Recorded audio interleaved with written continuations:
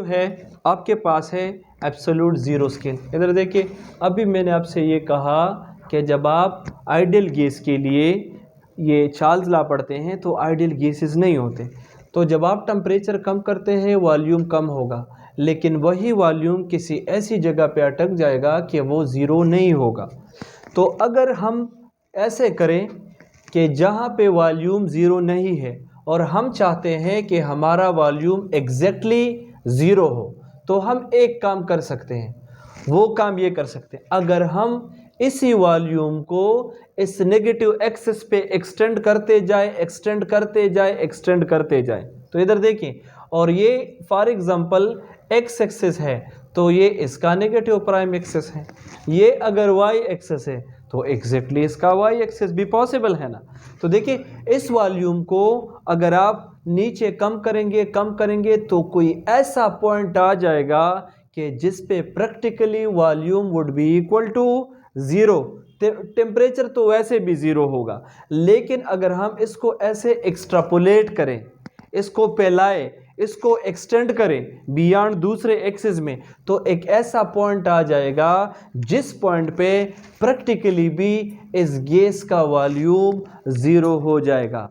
तो ऐसा टेम्परेचर जिस पे इस ग्राफ में प्रैक्टिकली और theoretically volume of a gas approaches to zero, इस टेम्परेचर को कहते हैं एब्सोल्यूट ज़ीरो स्केल। इसको क्या कहते हैं? Absolute zero scale.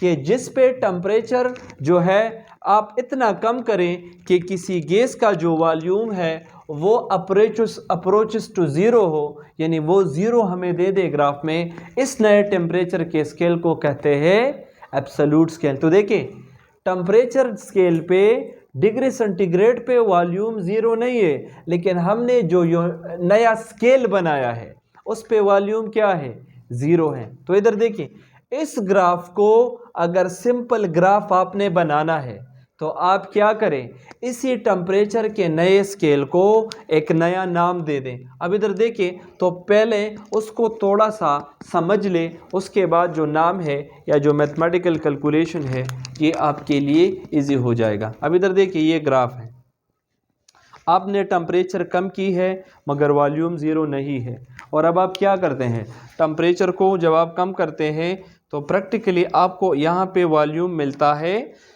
ज़ीरो। अब ये सपोज 0 डिग्री, ये वॉल्यूम अभी ज़ीरो नहीं है और ये टेम्परेचर 0 डिग्री है।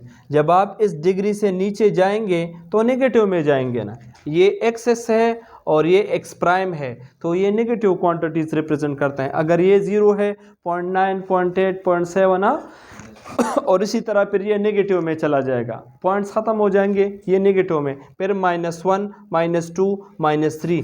तो ऐसा वॉल्यूम जो इस एक्सपेरिमेंट में हमने ज़ीरो कंसिडर करना है, उसके लिए कौन सी टेम्परेचर इन्होंने डिटरमिन की थी? वो टेम्परेचर थी -273 डिग्री सेंटीग्रेड। ये वो टेम्परेचर है जिस पे प्रैक्टिकली इस गैस का वॉल्यूम क्या है? ये ज़ीरो के इक्वल है। इधर देखिए, समझ आ रहे हैं कि नहीं आ रहा? 0 डिग्री सेंटीग्रेड पे वॉल्यूम ज़ीरो नहीं है, लेकिन जब आप टेम्परेचर कम करते हैं, देखिए ये टेम्परेचर है ना, ये एक्सिस, और ये वॉल्यूम का एक्सिस है। इधर वॉल्यूम ज़ीरो हो चुका है मगर किस टेम्परेचर पे? तो इस टेम्परेचर पे। तो ऐसा टेम्परेचर जिसको आप कम करें और इस पे किसी गैस का वॉल्यूम ज़ीरो हो, उस टेम्परेचर को कहते हैं एब्सोल्यूट ज़ीरो। अब इससे आप एक नया स्केल बना सकते हैं। नया स्केल ये है, ये 0 डिग्री सेंटीग्रेड है, तो 0 डिग्री सेंटीग्रेड इसका सिंपलेस्ट यूनिट है और आप किसी भी हायर डिग्री को मालूम करते हैं। अब आप क्या करें, जो -273 डिग्री सेंटीग्रेड है इसको एक नया नाम दे दे केल्विन का, और ये -273 को क्या कंसिडर करें? इसको कंसिडर करें ज़ीरो, तो ये बन जाएगा 0 केल्विन। -273 किसके इक्वल होगा? 0 केल्विन के। तो हमने टेम्परेचर का एक नया स्केल निकाला है। ये वो टेम्परेचर है जिस पे प्रैक्टिकली किसी भी गैस का मॉलिक्यूल, उसका वॉल्यूम ज़ीरो है। अगर डिग्री सेंटीग्रेड में है तो -273 का जो टेम्परेचर है उस पे गैस का वॉल्यूम ज़ीरो है, और अगर आपने इसको नए स्केल में कन्वर्ट करना है तो इसको नया स्केल कंसिडर करें। अगर 273 है, 272 होगा कितने केल्विन का होगा, 1 केल्विन का। 200 इस तरह आप इस तरफ आते जाए, जब 0 तक आ जाएगा तो आप काउंट करें कि जितना आपने ट्रेवल किया है उतना आपके पास केल्विन है।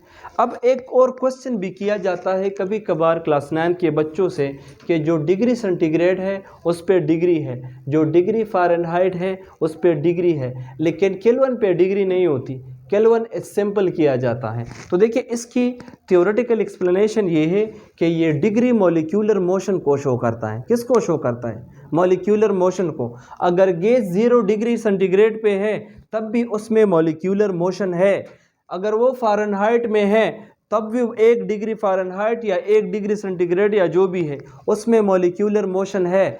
लेकिन ये जब 0 केल्विन पे होता है, इधर इसका वॉल्यूम क्या है, 0 है, वो किसी दूसरे स्टेट में कन्वर्ट हो चुका है, तो लिहाजा उसकी मॉलिक्यूलर मोशन नहीं है। लेकिन एक बात और भी याद रखिएगा कि कायनात में आप परफेक्टली किसी भी मॉलिक्यूल में मोशन 0 नहीं लेकर आ सकते।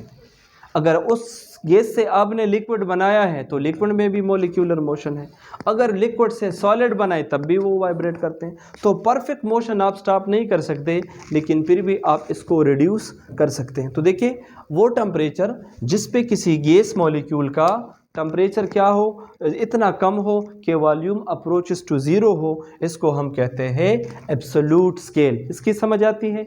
अब देखिए अगर आप एब्सोल्यूट स्केल पे एक्सपेरिमेंट करते हैं, आप क्या करते हैं, एब्सोल्यूट स्केल पे एक्सपेरिमेंट करते हैं। अगर आप 1 डिग्री टेम्परेचर बढ़ाए या 1 डिग्री टेम्परेचर को कम करें, उसके वॉल्यूम पे कितना असर पड़ेगा।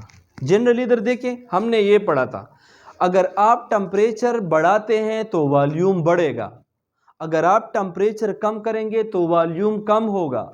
अगर 1 डिग्री टेम्परेचर बढ़ाए तो वॉल्यूम कितना बढ़ेगा, अगर 1 डिग्री टेम्परेचर कम करे तो वॉल्यूम कितना कम होगा। इसकी इफेक्ट अब हम 1 बाय 1 स्टडी करेंगे। लेकिन जनरली ये है कि जब आप 1 डिग्री टेम्परेचर बढ़ाए या फाल या उसको कम करें तो जो वॉल्यूम होगा टेम्परेचर के बढ़ने से बढ़ेगा और टेम्परेचर के कम करने से कम होगा, मगर कितना टाइम कम होगा या कितना टाइम या कितने फैक्टर से बढ़ेगा कम होगा, 1/273 times of its original volume. इस फैक्टर के साथ ये कम या ज़्यादा होगा किसी भी ओरिजिनल वॉल्यूम के लिए, जो अभी आपको समझ नहीं आएगा। जब प्रैक्टिकली अब हम एक एक डिराइव करेंगे तो आपको समझ आएगा। इस स्टेटमेंट को हमने मैथमेटिकल स्टेटमेंट की शक्ल में लिखा है कि जो जब आप टेम्परेचर बढ़ाए या कम करें तो ये आप अगर ये नया वॉल्यूम कैलकुलेट करते हैं तो ये नया वॉल्यूम बराबर होगा ओरिजिनल वॉल्यूम, पहले इसका वॉल्यूम कितना था, plus original volume divide by, क्योंकि 1/273 है ना, तो डिवाइड बाय 273 और multiply by T degree centigrade. तो इधर देखिए इस स्टेटमेंट से मैंने ये इक्वेशन बनाया है कि जो नया वॉल्यूम होगा वो ओरिजिनल वॉल्यूम के 1/273 टाइम इंक्रीज या डिक्रीज होगा, और मल्टीप्लाई जितनी डिग्री की आप कैलकुलेशन करते हैं, जो अभी हम इंशाल्लाह 1 बाय 1 करेंगे।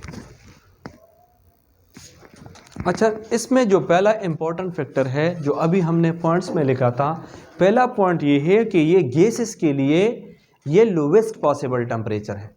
मतलब जितने भी गैसेस हैं वो जब इस टेम्परेचर तक आते हैं तो सारे लिक्विफाई हो जाते हैं, लेकिन डिफरेंट गैसेस की लिक्विफिकेशन के लिए ये जो टेम्परेचर होगा वो डिफरेंट होगा, क्योंकि गैसेस का नेचर डिफरेंट है। अगर ऐसे गैसेस हैं कि उनको आप लिक्विफाई करना चाहते हैं और उनमें अट्रैक्टिव फोर्सेस जल्दी डेवलप होते हैं तो वो -273 से जल्दी लिक्विफाई हो जाएगा। लेकिन ऐसे गैसेस जो लिक्विफाई नहीं होते, उनको लिक्विफाई करने के लिए हमें उनको -273 तक लाना होगा। समझ आ रहे? नेक्स्ट पॉइंट ये है कि आपके पास जितने भी ओवरऑल कायनात में गैसेस है उनमें आइडियल गैस कोई भी नहीं है, उनमें आइडियल कोई भी नहीं है। तो हम उनको आइडियलाइज करने के लिए उनके फिर डिफरेंट टेम्परेचर चेक करेंगे और इसको फिर कहते हैं क्रिटिकल टेम्परेचर। वो लिक्विफिकेशन में पढ़ेंगे कि वो टेम्परेचर जिस पे आप किसी गैस को क्या करें, उसको लिक्विफाई करें, जो इंशाल्लाह हम उधर जाके पढ़ेंगे। सपोज़ हम एक एक्सपेरिमेंट करते हैं और एक्सपेरिमेंट में इस दावे को गलत या सही साबित करने की कोशिश करेंगे कि 1 डिग्री टेम्परेचर बढ़ाने से या कम करने से क्या वाकई ओरिजिनल वॉल्यूम 1/273 टाइम इंक्रीज या डिक्रीज होगा। तो देखिए, आप कंसिडर करें कि आपके पास एक सिलेंडर है और उस सिलेंडर का अपना वॉल्यूम मैं सपोज करता हूँ 273 DM³ है। कितना है? 273 DM³। उसका अपना वॉल्यूम है, वॉल्यूम। और ये तो थ्योरम से आया है कि 1/273 टाइम। और मैं क्या कर लेता हूँ, इस गैस को मैं टेम्परेचर देता हूँ और वो टेम्परेचर मैं देता हूँ सपोज 1 डिग्री सी। कितना दे देता हूँ? 1 डिग्री सी।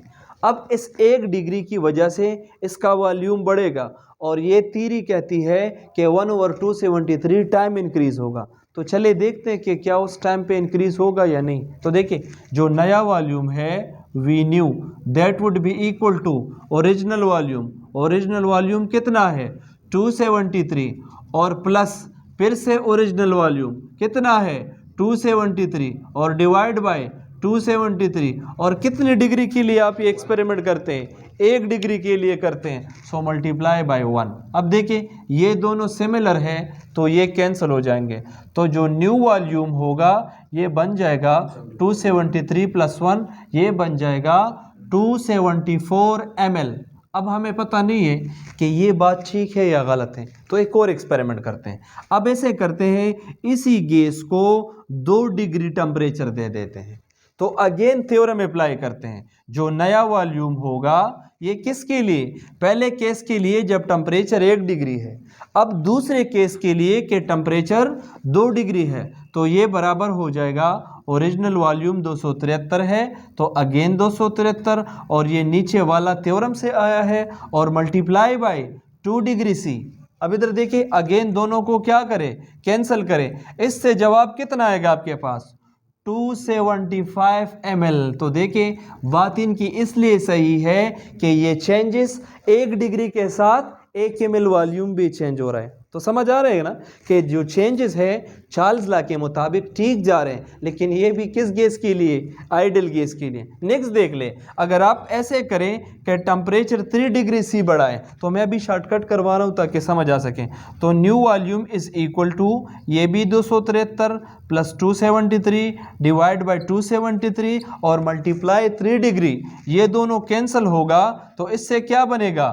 276 ml।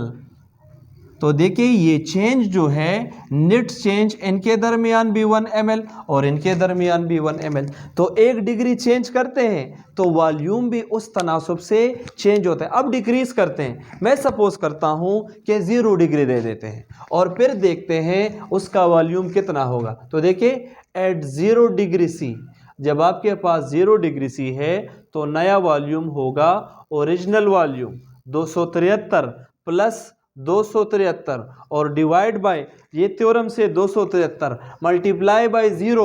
बस ये जब इसके साथ मल्टीप्लाई होगा 0 के इक्वल होगा, नया वॉल्यूम वही के वही होगा जो उस गैस का ओरिजिनल वॉल्यूम है। तो फैक्टर इसका सही है। अब कम करते हैं, सपोज करते हैं एट -1 डिग्री सी। अगर हम -1 डिग्री सी कम करें फिर क्या होगा? बेख तो आप खुद कैलकुलेट करें। जो नया वॉल्यूम होगा वो बराबर होगा ओरिजिनल वॉल्यूम और प्लस ओरिजिनल वॉल्यूम और डिवाइड बाय 273 थ्योरम का मल्टीप्लाई -1। तो ये दोनों कैंसिल हो जाएगा। 273 से 1 माइनस करेंगे, क्या आएगा? 272। शाबाश। तो 1 डिग्री कम करने से वॉल्यूम भी कम हो गया है। अगर टेम्परेचर -2 डिग्री सी किया जाए तो वॉल्यूम कितना होगा? 271 ml। अब तो समझ आ गया ना। इसी तरह तो देखिए, चार्ल्स लॉ जो है एब्सोल्यूट स्केल पे ठीक ठाक है, मगर उधर जब हम ऐसे ही थ्योरेटिकली देखते थे तो हमें वॉल्यूम 0 नहीं मिलता। तो इससे हमें पता चलता है कि वाकई में अगर आइडियल गैस हो तो 1 डिग्री के लिहाज से जो वॉल्यूम में चेंजेस है वो क्या है? वो लीनियर है। इसके साथ ओवरऑल ये भी ख़त्म हो जाता है।